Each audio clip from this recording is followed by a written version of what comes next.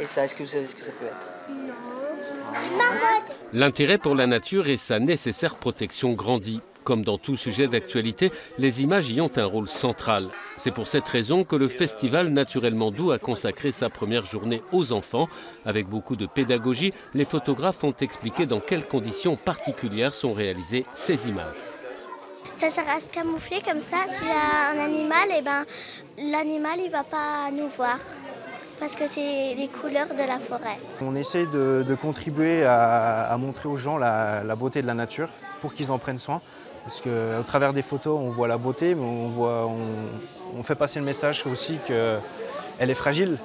Donc il faut savoir la préserver pour l'avenir. La photographie animalière n'est pas seulement à la recherche du beau. Elle témoigne aussi de l'évolution de notre environnement. 2 photographes de la région ont piégé dans leur boîtier quelques-uns des 10 000 renards londoniens. C'est plus l'urbanisme galopant qui a mangé son territoire à lui.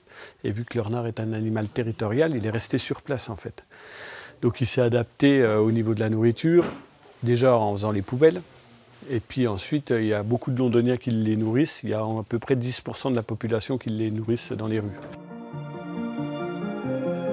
Ces photos nocturnes ont été réalisées grâce à un appareil à déclenchement automatique. Une technique qui permet de capturer des scènes de vie d'animaux au plus près, impossible à faire avec une présence humaine.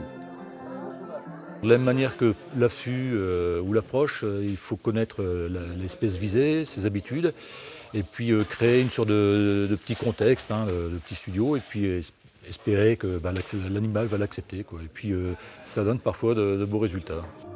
Naturellement Doux, une plongée dans un monde si proche et souvent méconnu, à découvrir jusqu'à dimanche.